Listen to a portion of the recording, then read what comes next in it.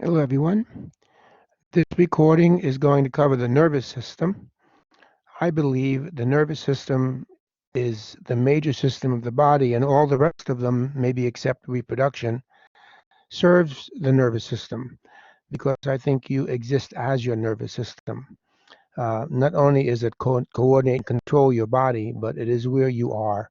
It is your soul and your spirit.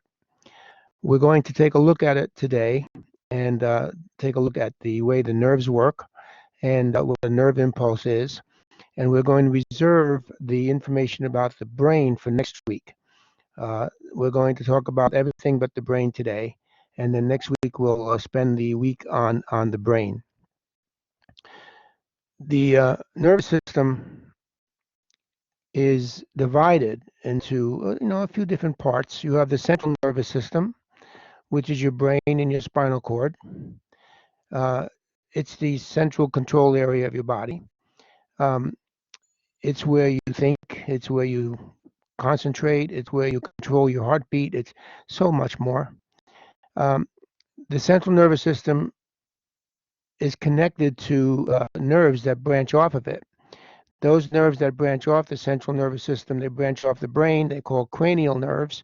And if they branch off the spinal cord, they're called spinal nerves. Collectively, they're called the peripheral nervous subsystem.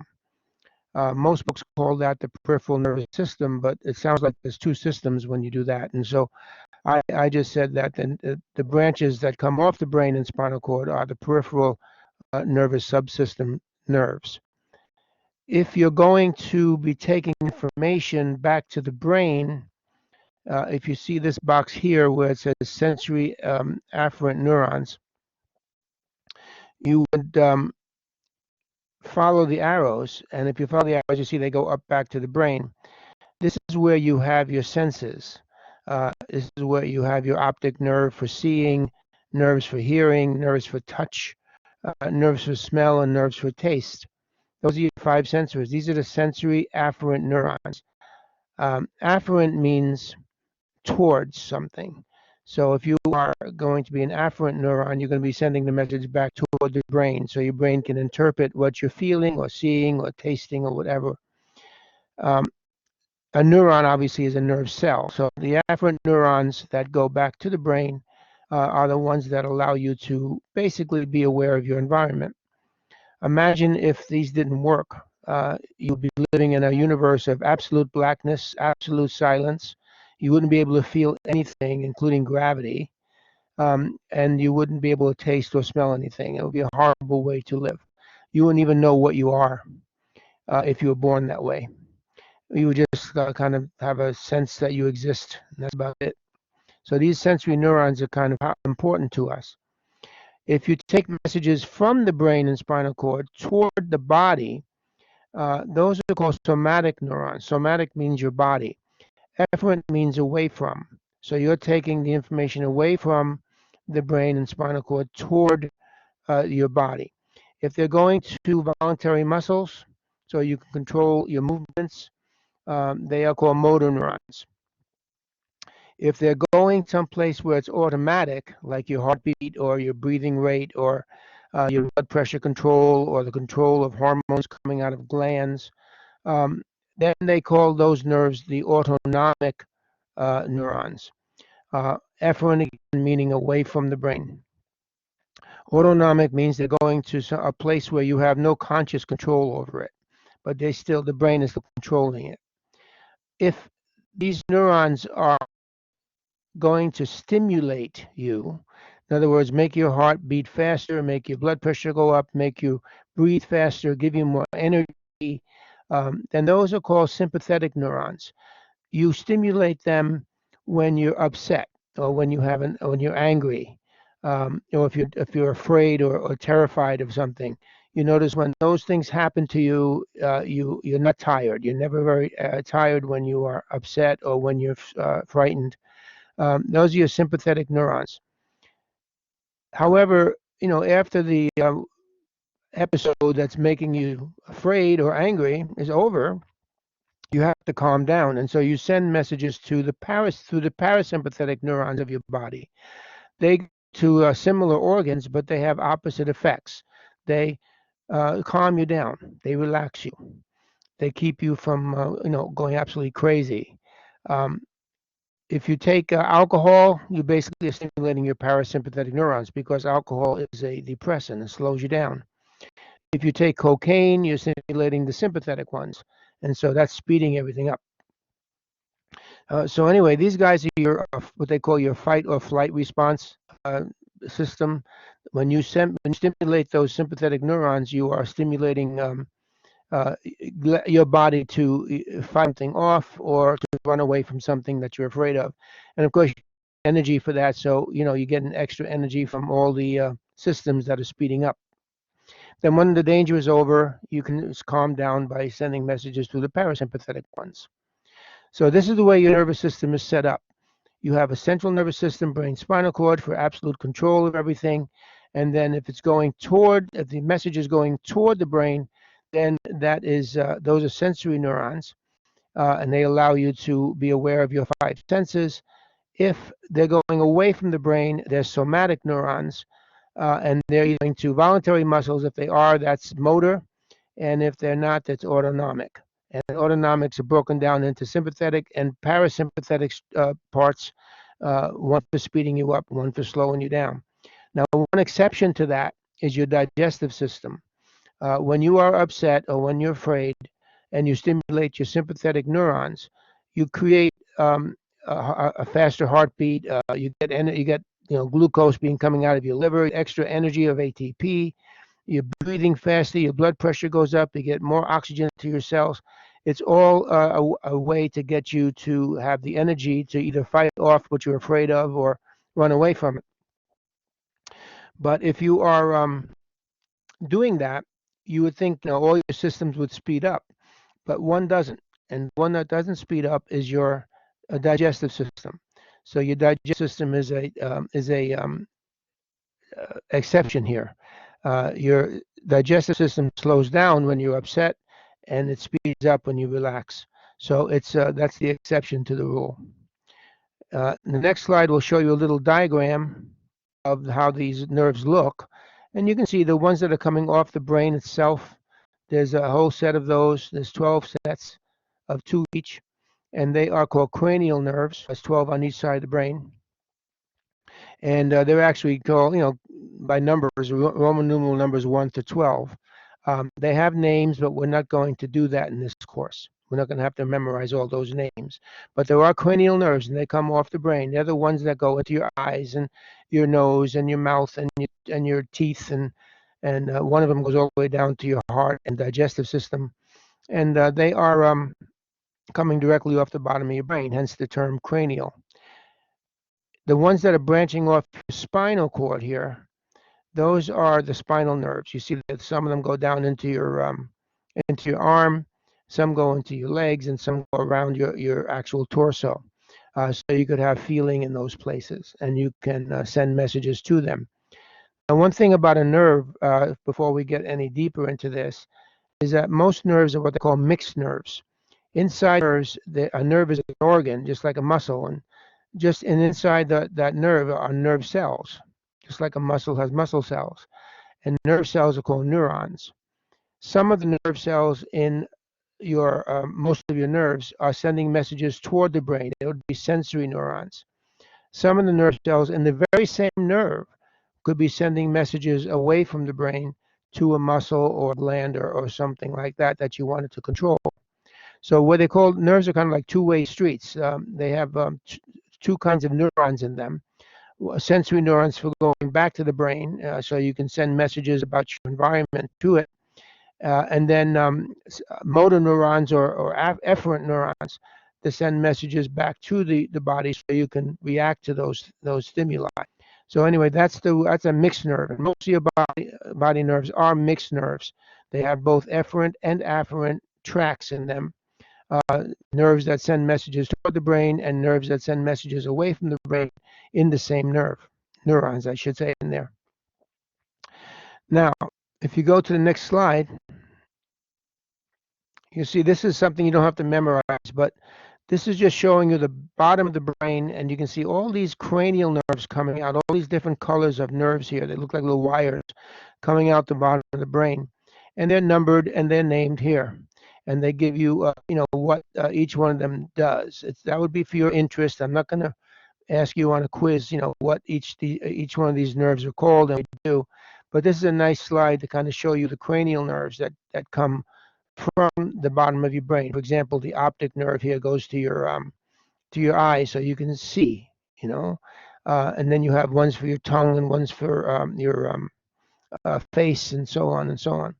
And they say, salivary glands, taste, controlling your heartbeat. That vagus nerve is the one that goes down all throughout your whole body and goes all the way to your digestive tract to control your digestion. And then you have all these others, that for hearing and balance and moving your eyes around and so on. These are all different nerves that come off the bottom of your brain, and they're called cranial nerves. We get to the next slide here. This is an idea of how the sympathetic and parasympathetic system works. Your sympathetic division of your nervous system, if you stimulate that, it makes your pupils get bigger. Your salivary glands, your mouth gets kind of dry, because remember, that's part of your digestive system, and that slows down when you're upset or scared. Your bronchial tubes in your lungs will relax, and that'll allow you to get more air into your lungs for each breath, and hence more oxygen to your cells for more energy. Your heartbeat will go up again to get that blood flowing faster, to get the food and oxygen to the cells, so that the mitochondria can create that ATP for you. Again, you're inhibiting your stomach and intestines to save energy, really. Your activity of the pancreas is also decreased, because that's part of your digestive system too. You're going to be releasing glucose from your liver.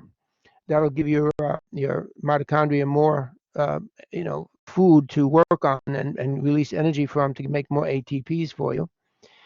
You'll stimulate the adrenal glands, so you'll get adrenaline coming out, and adrenaline will you up as well.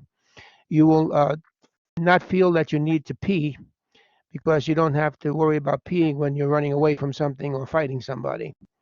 And you can see it also has to do with sex as well.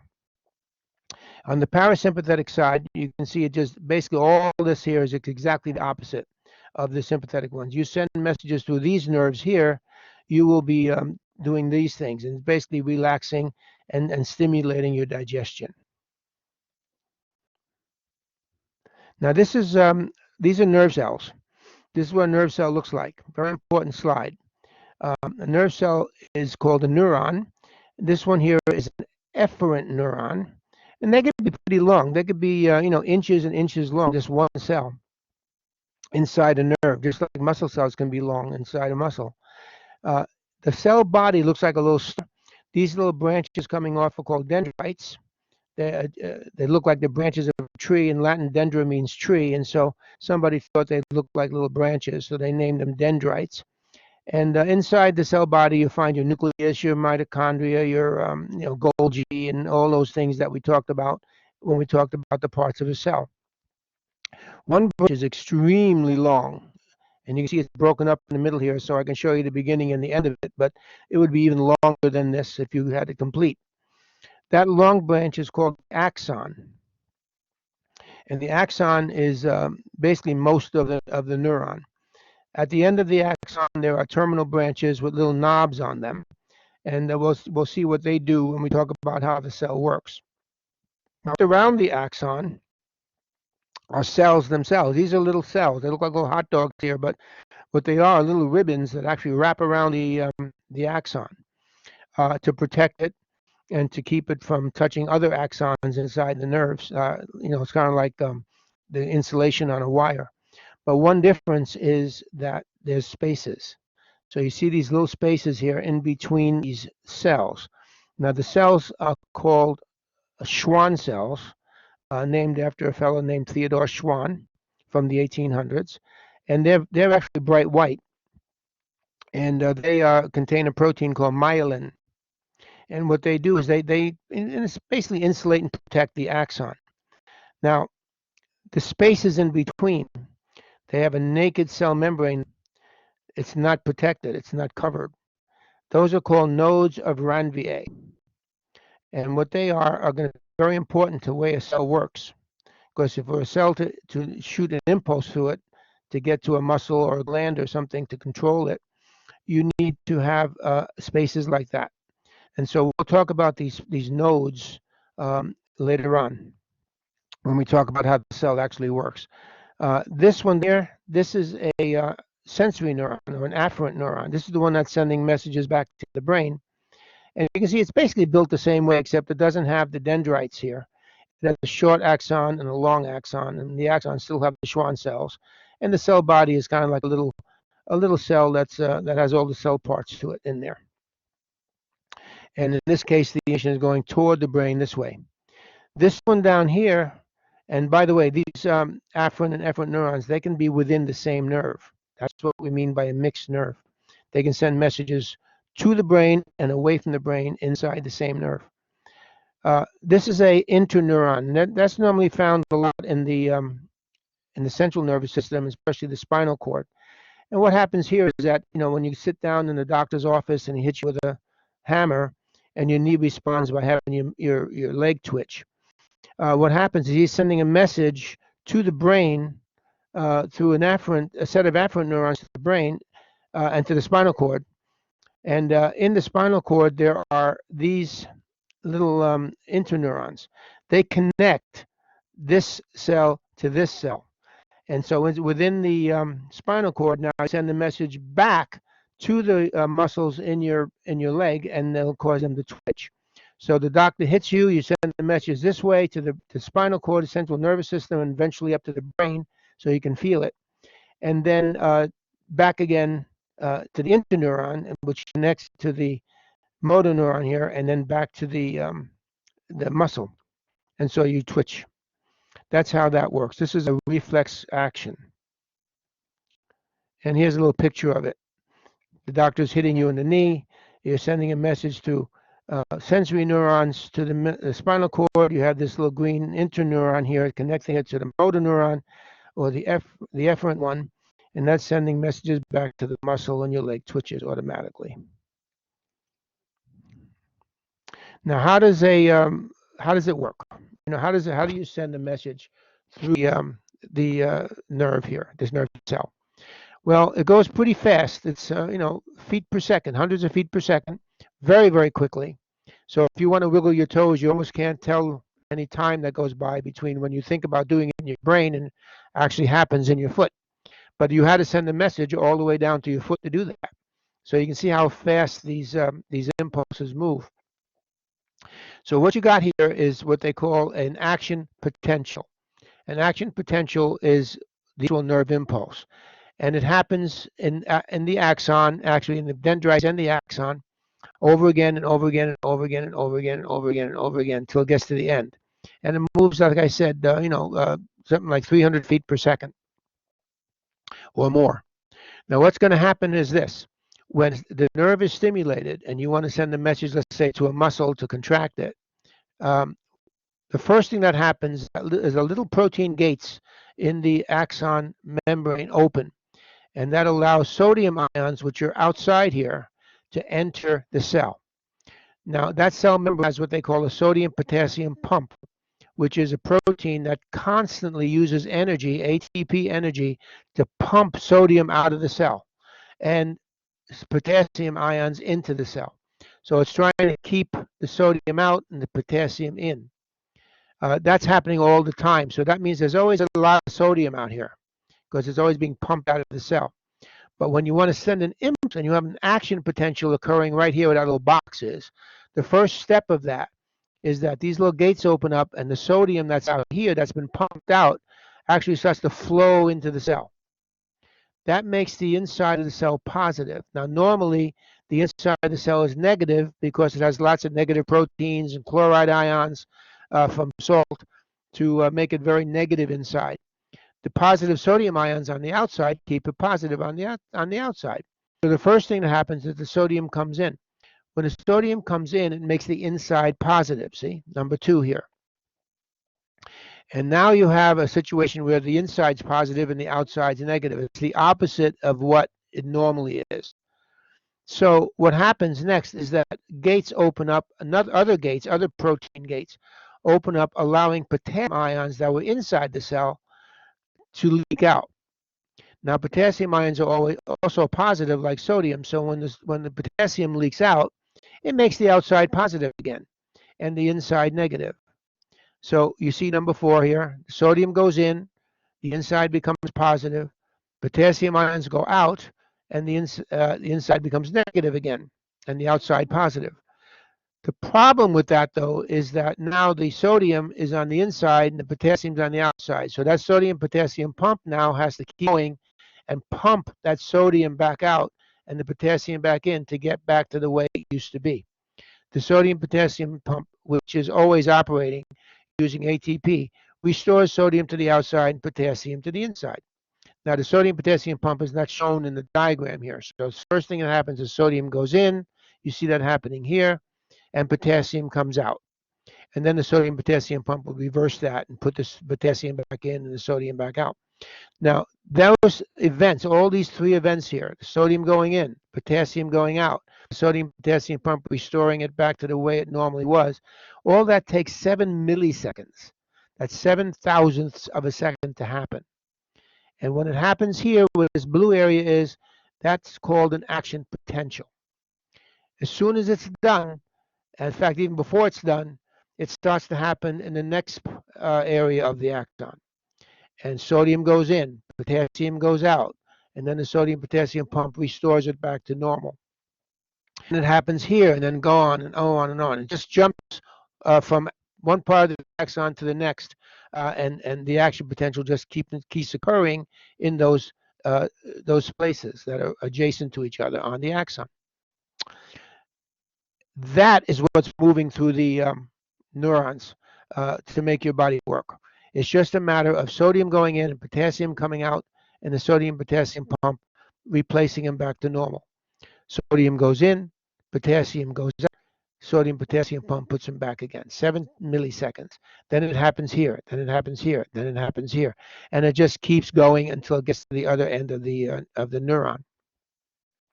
Now, there's this little graph that shows that. When the neuron is not activated, it's negative on the inside and positive on the outside. That creates a voltage. When you have a battery, you have a negative side and you have a positive side. When you have opposite charges like that, you can measure the strength of those charges using a voltmeter, and it's measured in units called volts. Well, this is a cell, and so when a nerve cell is resting, and there's a lot of sodium ions on the outside, potassium and chloride and negative proteins on the inside, you have a voltage. You have on the inside of the cell, it's negative-ish. On the outside of the cell, it's positive-ish, and that creates a 70 millivolt voltage. That's a millivolt, now not a whole volt. This is not a car battery here. Okay. Now the reason it says minus 70 is not because you can have negative voltage. You can't do that. But what it is, because it's just telling you that the inside of the cell is the negative side, and the outside is the positive side. So that's minus 70 when the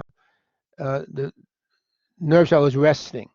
Now, if you give the nerve cell a stimulus, if you tell it to do something and send a message to a gland or a muscle, the sodium ions are going to start coming in at the first action potential area. And so what's going to happen is as the sodium comes in, what's happening, the voltage is going to 0. That's when the sodium is coming in and making it equal on both sides. But more sodium even comes in, so it becomes positive on the inside. And so you have a plus 50 millivolts situation here in about 4 milliseconds. Then the potassium starts to leak out. And then when that happens, it goes back to 0 to minus 70 again. Sometimes it goes a little beyond minus 70 and then back up really quickly, and then it goes back to that. Now the problem here in H is that that's your sodium potassium pump. That's going to be putting the sodium back out and the potassium back in using ATP. So again, this is your resting state. So this is an action potential now, 7 milliseconds. Sodium goes in, see it going up. Potassium goes out. And then the sodium potassium pump here puts the sodium back out and potassium back in to start it just the way it used to be when it started. All that takes 7 milliseconds. That's an action potential. Sodium goes in, potassium goes out, and then the sodium potassium pump replaces them to normal. The sodium potassium pump uses ATP to do that. That means you need a lot of energy to run your system.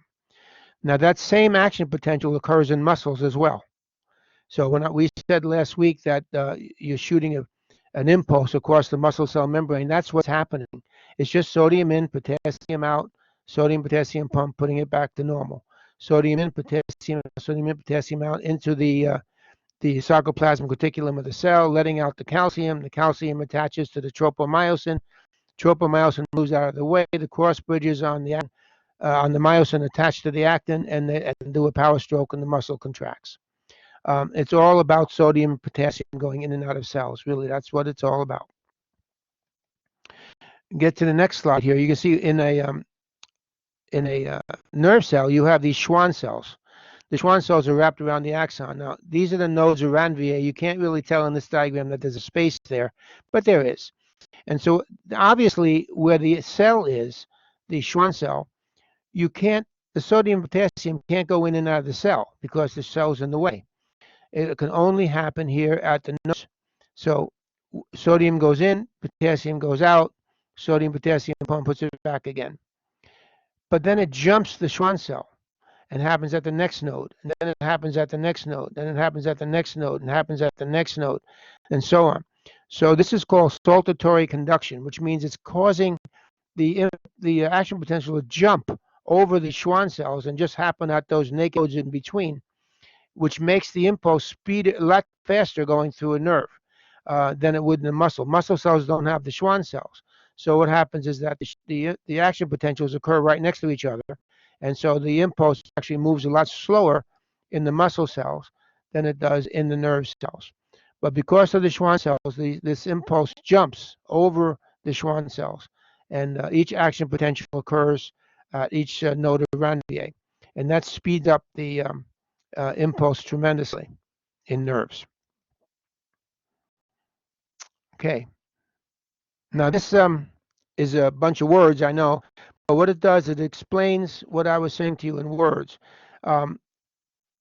The sodium goes in, that's this phase. Potassium goes out, and then the sodium potassium puts it back in back to restores the original situation with sodium outside, potassium inside. That's all this is saying. It's the 3 steps of an action potential. Now, what happens at the synapse? Now, a synapse is a space between neurons inside a nerve. One neuron doesn't reach all the way to your leg from your brain. You have to have many neurons inside of your nerve so that you can go to different parts of your body. It's almost like each neuron is a car and a train. But in between the neurons, there's a space. That space is synapse. It's the same thing as the space we called between a nerve cell and a muscle cell last week. It was called a neuromuscular junction then. What happens here at the synapse is exactly what happens at between the nerve and the muscle. This is between 2 nerve cells now inside the nerve. And what happens is that the neurotransmitter acetylcholine, same one that worked the muscle last week, comes out of the Golgi of the end of one neuron, goes across the synapse by diffusion, just diffuses across it, and attaches to receptor proteins on the next neuron. And that starts the impulse in that next one. And it just keeps going that way until it gets to where it's going in the body. Once the acetylcholine attaches to what they call the postsynaptic cell, the one on the other side of the synapse, acetylcholinesterase, the enzyme, destroys the acetylcholine very, very quickly so that it can't keep sending the messages. It can only send one message at a time so that you don't have a problem with muscles that keep twitching and sending messages when you don't want to. Calcium ions are involved in this. In order for the neurotransmitter to get out of the presynaptic neuron, the one before the synapse or before the space, calcium ions have to help do that. And the neurotransmitter would not leave the cell and go into the synapse and attach to the next cell and start the impulse in that one unless there was calcium ions involved. So calcium is a pretty important one to have in your body. Now, the neurotransmitter again here is acetylcholine. It's the same one that we talked about last week that starts a muscle cell working. Now, here's a picture of that happening. You can see this is the these little green dots here are the acetylcholine coming out. This is the synapse right here. Acetylcholine attaches to these little gates, and that allows the sodium to come into the cell and starts the in the next cell and starts the action potential in that one. Remember, the first step was sodium in. So that's basically how it works. Now, the next slide we have here is just words that describe how you control your muscles. You send a number of signals. How many signals per second you send to the muscle is how strong that muscle is going to react. There's no big signal or small signal. These nerves are just action potentials. It's just like a rubber band. They just shoot or not shoot. It's all or nothing. It's how many you send per second to the muscle. If you send a lot of impulses per second to the muscle, just about every muscle cell will be able to contract in the muscle, and you'll have a very strong reaction, be able to pick up something heavy. If you send just a few impulses per second to the muscle, you just stimulate a few muscle cells in the muscle, and then they'll pull with everything they have.